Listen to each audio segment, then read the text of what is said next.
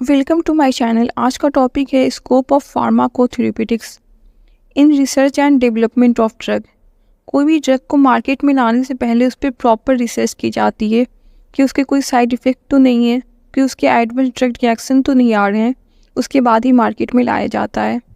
In development of drug therapy regime मतलब कौन सा ड्रग किस टाइम पे पेशेंट को दिया जाएगा, उसका क्या शेड्यूल होगा, क्या फ्रीक्वेंसी में उस ड्रग को पेशेंट को देना होगा।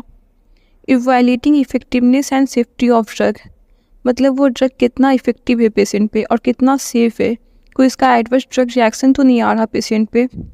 इन डायग्नोसिस ऑफ डिजीज ये पता करना कि कौन सा डिजीज हुआ है पेशेंट को। इन ट्रीटमेंट ऑफ डिजीज अब डिजीज को ट्रीट करने के बहुत सारे तरीके हैं।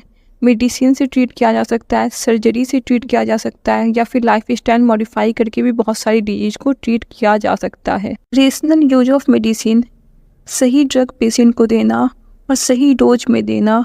बच्चों का डोज अलग होता है, बड़ों का डोज अलग होता है, और सही टाइम पे देना और एट द लोअर कॉस्ट देना। इतना महंगा मेडिसिन नहीं दिया जाता है कि गरीब लोग उसे अफोर्ड ही नहीं कर पा रहे हैं।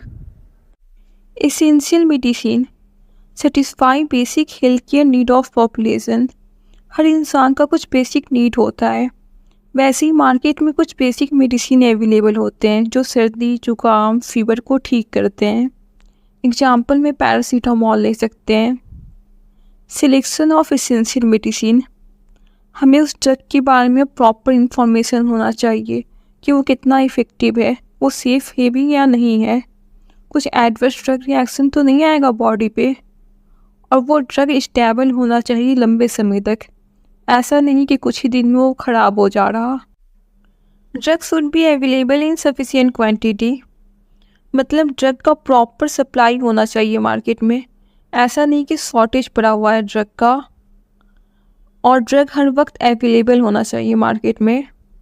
एक ही डिजीज़ को ट्रीट करने के लिए बहुत सारे मेडिसिन अवेलेबल होते हैं मार्केट में। हम उस ड्रग को एसेंशियल मेडिसिन में रखते हैं जो सेफ़ हो, जो लोअर कॉस्ट पे अवेलेबल हो, और जो इफ़ेक्टिव हो बॉडी पे। Drug should be a single compound इसका मतलब ये हुआ कि हमारे ड्रग में सिर्फ एक एक्टिव इंग्रेडिएंट प्रेजेंट होना चाहिए। एग्जाम्पल ये लेते हैं कि हमारे पास दो ड्रग है A and B. Drug A में सिर्फ एक एक्टिव इंग्रेडिएंट प्रेजेंट है एंड ड्रग बी में more than one active ingredient present है, पर दोनों का जो रिजल्ट है बॉडी पे, जो रिजल्ट आ रहा, थेरेपेटिक इफेक्ट आ रहा, सेम आ रहा, तो हम ड्रग ए को प्रेफर करेंगे एसेंशियल मेडिसिन के लिए। अब आप पूछोगे कि एक्टिव इंग्रेडिएंट क्या होता है, तो हमारा ड्रग बहुत सारी चीज़ों से मिलके बनता है। फ्लेवरिंग एजेंट, कलरिंग एजेंट जो ड्रग को फ्लेवर कलर देता है।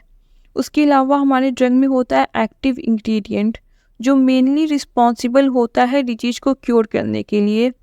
It is the main chemical which cure the disease, और हम कह सकते हैं it is the chemical which produce the therapeutic effect on the body. अब दूसरा क्वेश्चन यहाँ पे ये आ जाएगा कि थेरेपेटिक इफेक्ट क्या होता है। तो हम जैसे ही मेडिसिन लेते हैं तो हमारे बॉडी पे कुछ डिजायर्ड रिजल्ट आता है, बेनिफिशियल रिजल्ट आता है, उसी को हम कहते हैं थेरेपेटिक इफेक्ट। मिलते हैं फिर नेक्स्ट वीडियो में। अगर वीडियो अच्छी लगी हो तो लाइक शेयर एंड सब्सक्राइब कर देना।